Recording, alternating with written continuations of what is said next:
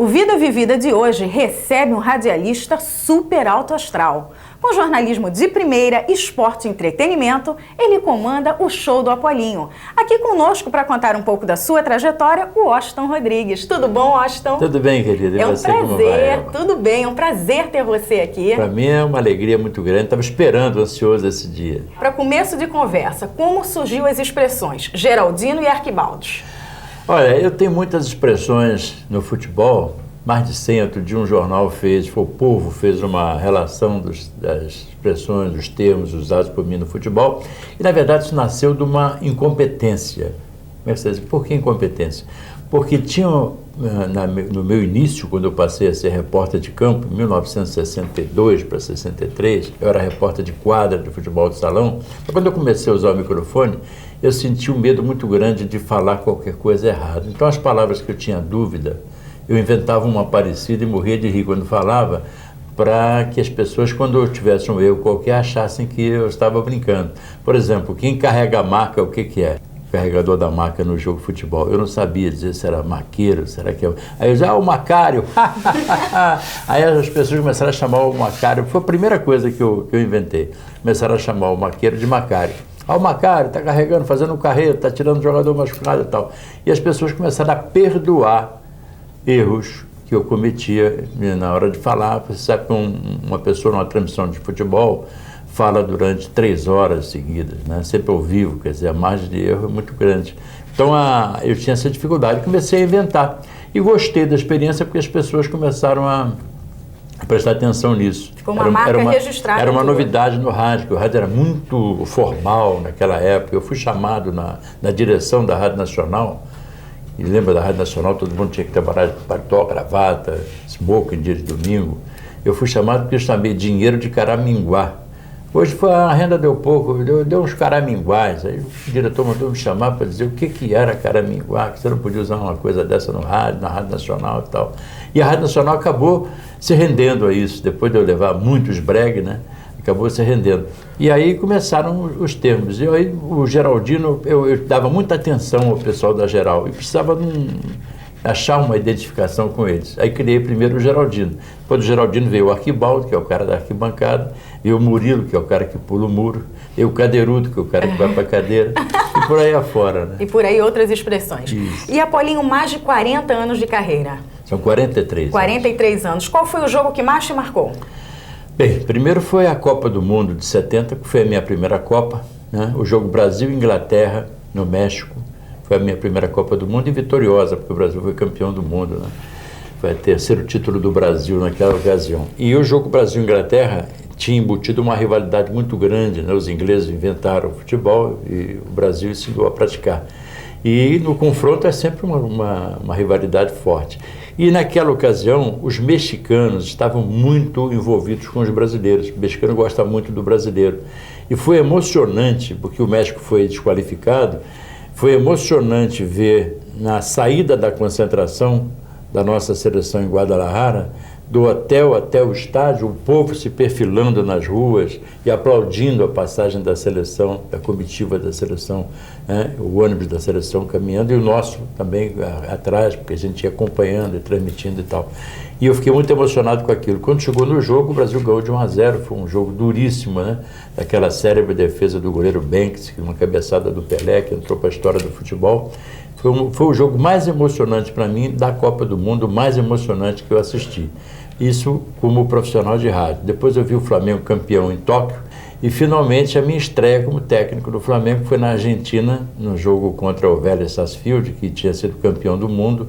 O Flamengo estava mergulhado numa crise quando eu assumi e nós fomos para lá meio que desacreditados e perdíamos o jogo por 2-1 até os 41 minutos do segundo tempo.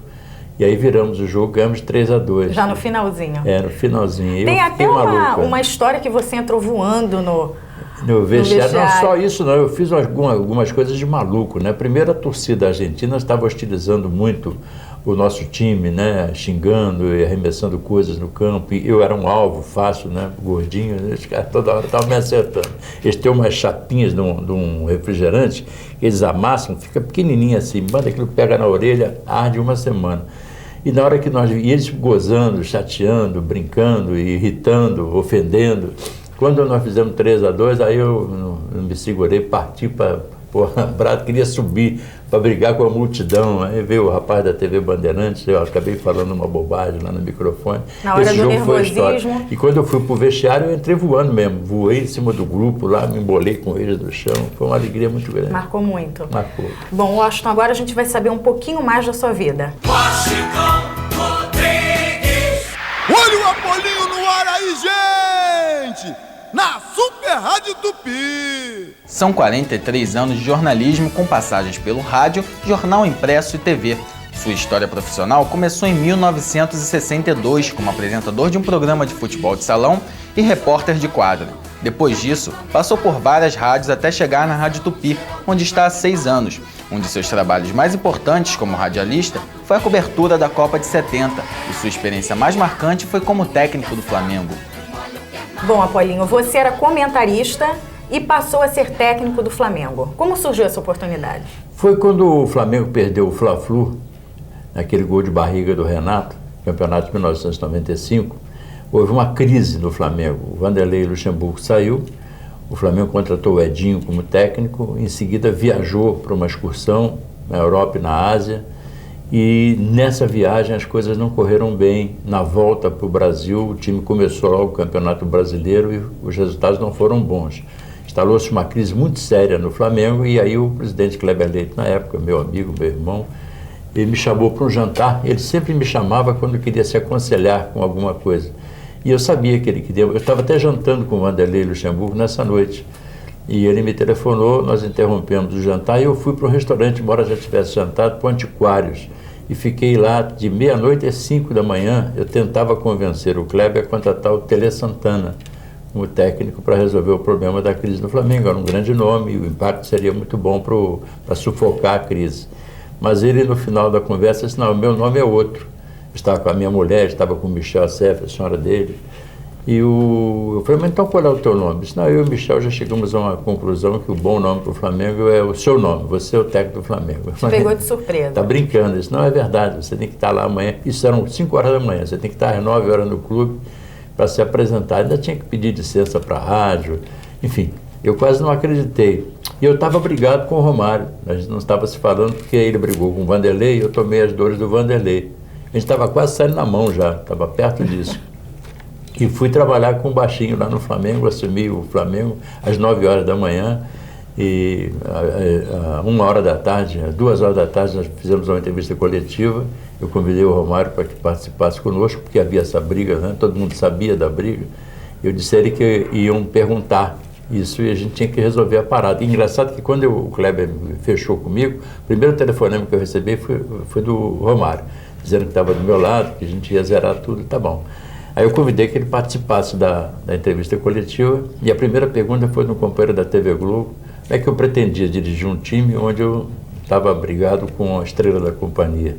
Ele disse: ah, rapaz, ele me lembrava disso, com essa confusão toda, eu me esqueci, mas está aqui o Romário, vamos resolver isso. Romário, nós temos 2 chances para atender aqui o amigo. Ou nós vamos dar um abraço aqui, ou vamos sair na porrada, o que você quer? Ele disse: não, eu quero dar um abraço. Aí, abraçando, me deu a camisa dele. E foi uma pessoa incrível durante o meu período, tanto ele quanto o Edmundo, que todo mundo reclama muito, foram 2 amigos e fundamentais para que as coisas dessem certo. Bom, Apolinho, a gente vai para o intervalo rapidinho e o Vida Vivida volta já. Não saia daí.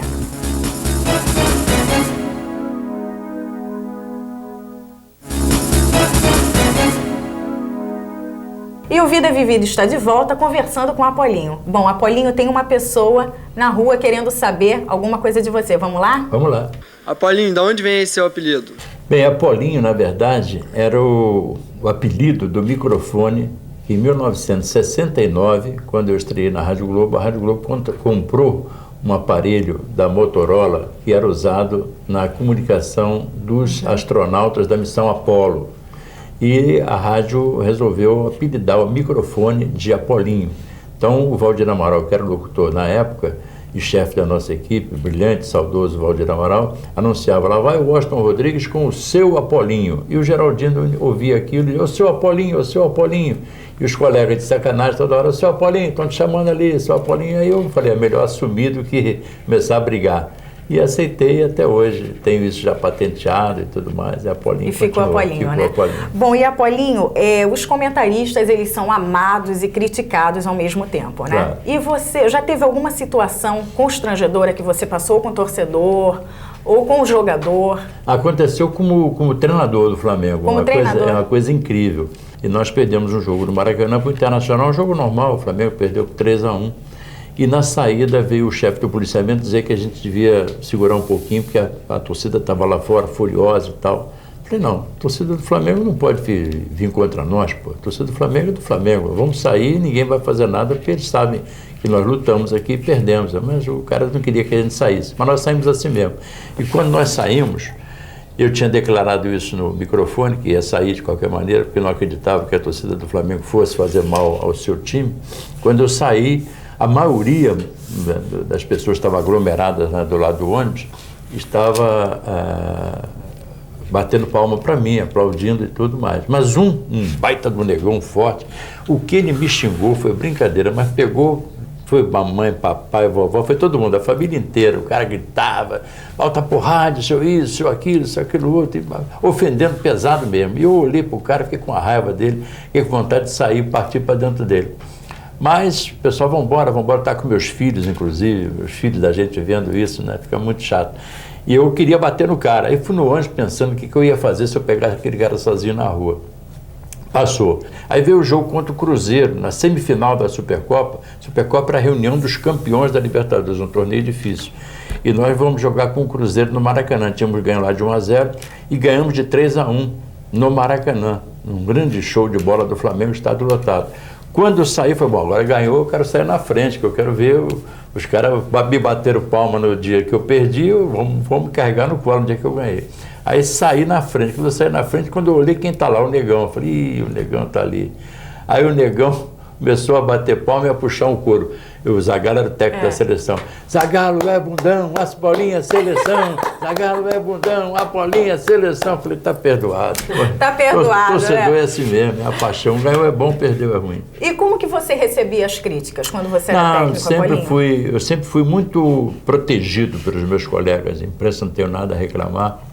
Todos foram super carinhosos, sabiam da minha dificuldade, sabiam que eu estava ali quase que prestando um serviço militar ao meu clube, e perdoaram muito, comentaram sempre com muita lisura, com muita... Nunca me ofenderam, absolutamente. Eu fui super... Até a própria torcida do Flamengo em nenhum momento me criticou, achei isso bonito. No dia que nós terminamos a Supercopa, jogamos 8 jogos, ganhamos 7, só perdemos 1 e perdemos o título no saldo de gols.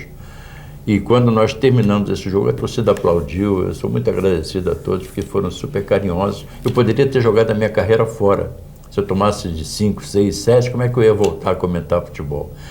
Outro dia você botou o Washington foi técnico, foi um fiasco, só foi vice-campeão da Supercopa. Vice-campeão da Supercopa é vice-supercampeão, pô. É, muita Flamengo coisa, jogou né? 8 jogos, ganhou 7. O cara queria o que mais? E durante a Supercopa em 95 você foi criticado, né? Você substituiu o Romário e Sávio por Nélio e Wesley. Foi. E como é que você recebeu essas críticas? Também, sabe o que acontece? O outro lado do balcão me serviu para me aprender muito como comentarista.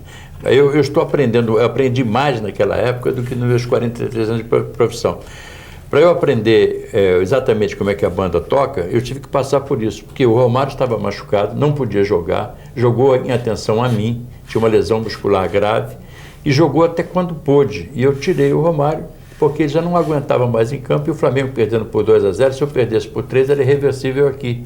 Então eu preferi reforçar a defesa e só perder de 2 para tentar reverter no Maracanã, contando com a possibilidade dele ficar bom. Então as pessoas que evidentemente não sabiam disso criticaram, mas só sabe quem está ali com o sapato apertado, onde é que ele aperta o calo. Né? Pois é, e Apolinho, tem outra pessoa querendo saber de você, vamos lá? Vamos lá. Apolinho, por que você se identifica tanto com os bad boys do futebol, como Romário e Edmundo? Eu adoro bad boy, eu sou domador de bad boy, se você quer saber. Romário e Edmundo passaram comigo tempos maravilhosos. Eu fui para o Flamengo brigado com o Romário, como eu te contei, terminei padrinho de casamento dele. Eu me considero um amigo pessoal do Edmundo, sou uma espécie de conselheiro dele, gosto muito dele, da família dele. E comigo não criaram nenhum problema. Eu prefiro o bad boy ao sonso. O sonso é aquele que fala assim, sim senhor, pode deixar, sim senhor, ele não faz nada que você determina. E o bad boy, ele contesta, eu vou fazer isso por quê? Eu vou fazer isso por isso assim, assado. Se você não o convencer, ele vai tentar convencer de que forma vai ser melhor aquilo ali. E como que você levou a briga do Romário com o Edmundo? Não, conosco ele não aconteceu isso. Né? Eu cheguei no Flamengo e já encontrei os dois brigados. Sabe por que eles brigaram? Eles estavam jogando baralho e tiveram uma discussão na hora do jogo do baralho. Aí parou o jogo. E aí eu estava chegando, né? Quando o Romário perguntou, Edmundo, que horas são aí? O Edmundo, comprar um relógio, não vou dizer a hora, não sei o quê. Então, por besteira. E brigaram. E eu fiz lá em casa um lanche, levei os dois, aí fiz a cabeça dos dois, dali saímos para jogar uma pelada, jogamos o Ataque dos Sonhos, o Romário, eu e o Edmundo, e eles fizeram as pazes e comigo passaram uma época maravilhosa, sem nenhum problema. Vieram brigar depois que eu saí da parada lá. Bom, agora a gente vai para o intervalo e o Vida Vivida volta já.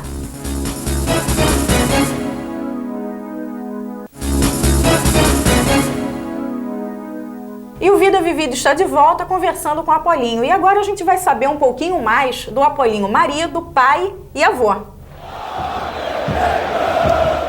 Flamenguista de coração, gosta de jogar futebol com os amigos. O radialista também adora viajar e sua maior paixão é a Disney.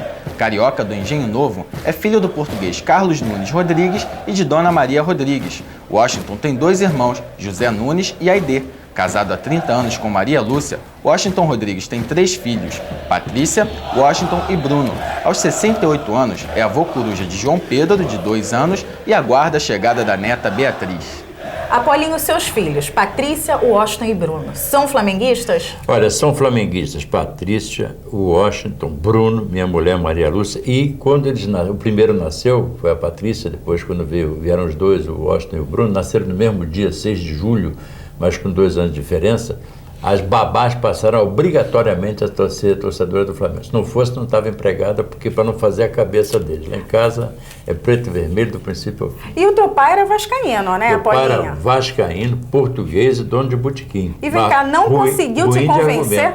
Era muito ruim de argumento. Meu tio, Valdemar, que era flamenguista, me encheu de flâmulas, fotografias do time tricampeão do Flamengo. Na época era Dilson, Zizinho, Perillo, Perazzo e Vevé, uma máquina de jogar futebol. E eu conseguiu te levar para o Flamengo. Virei flamenguista. Bom, todo mundo que está ao teu lado é flamenguista.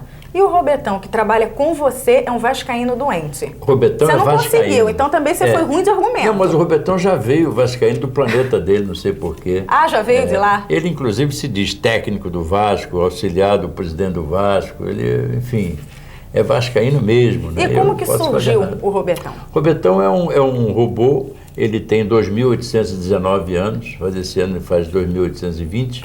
E ele veio do planeta dele, onde cada robô pode ter 50 mulheres, é apaixonado por várias, inclusive por você. O Robertão é muito assanhado.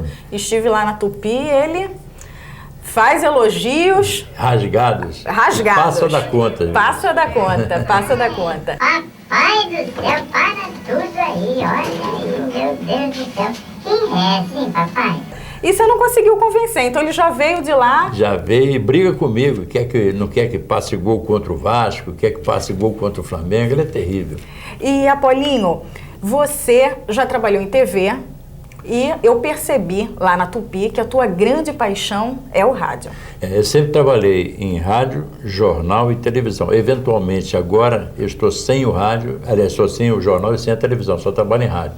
Mas realmente a minha grande paixão é o rádio. Eu gosto demais de televisão, gosto mais de jornal, mas o rádio me apaixona. Eu chego na Rádio Tupi 6h30 da manhã, saio às 8 horas da noite, quando saio cedo. Às vezes saio meia-noite e nem me dou conta que estou lá.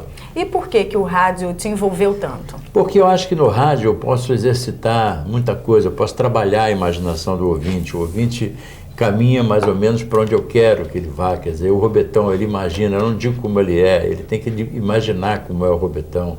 As situações que eu criei de madrugada, tinha um programa chamado Show da Madrugada, que fez muito sucesso. Eu criei uma coisa, até hoje não vi nada igual no rádio, que era uma moça fazendo striptease pelo rádio, Valéria, a mãe da matéria. E as pessoas ficavam ligadas, esperando querendo aquilo ali, se apaixonavam por ela. Mandavam cartas. Mandavam cartas, iam na rádio, queriam forçar a entrada para conhecer a Valéria. Agora tem um inimigo mortal meu, que eu fazia o programa de meia-noite às 6 da manhã na Rádio Globo. E uma senhora gostava tanto de mim que quando começava o programa, para se manter acordada, ela começava a fazer um bolo para mim. E quando o bolo ficava pronto, ela acordava o neto e mandava o neto levar na rádio de madrugada. Esse garoto deve me detestar, né? Porque ele tinha que acordar, de madrugada, sair de madrugada com o bolo para levar lá na rádio para mim, o bolo quentinho ainda. Bom, Apolinho, e você como avô, marido, pai, como é teu convívio familiar? Olha, eu sou apaixonado pela minha família, né? Os meus filhos, eu sempre vivi e convivi muito perto deles. A gente está sempre brincando, sentava no chão, brincava com eles quando eram pequeninos. Enfim, eu jogava bola com os meninos, a menina, a Patrícia, sempre pertinho de mim, a gente está sempre junto. E como avô, estou iniciando. O João Pedro tem 2 anos só e a Bia está chegando, então, acabando de chegar mais uma, eu vou ficar mais treinado como avô. E eles estão seguindo seus passos? O Bruno trabalha em jornalismo, está fazendo lá o jornalismo, é estagiário na Rádio Tupi, e o Washington já está formado em publicidade, ele é designer de gráfico e tudo mais, e a Patrícia é economista, trabalha na Petrobras. Ai, que bom. E me fala uma coisa, eu sei que todo fim de semana tem a pelada, que você vai com seus amigos, lá no Recreio, não é? Isso, é. Eu gosto muito de jogar futebol, pena que eu não sei, mas eu adoro. Então, todo fim de semana, religiosamente, tinha uma pelada. Agora não sou tão frequente, porque eu tive um problema cardíaco no final do ano passado, e o doutor Serafim Borges, que é o meu cardiologista, fica me domando ali, me segurando na rédea curta. Posso jogar um pouquinho, mas tem que parar, então não é a mesma frequência de antes. Mas até o dia 20 de outubro do ano passado, toda semana religiosamente eu jogava. E qual a tua posição? Eu jogo de teimoso, eles não querem que eu jogue, eu jogo. Estou sempre lá. Jogo lá na frente, paradinho, na banheira, não quero mais saber, perto do banheiro e perto da banheira.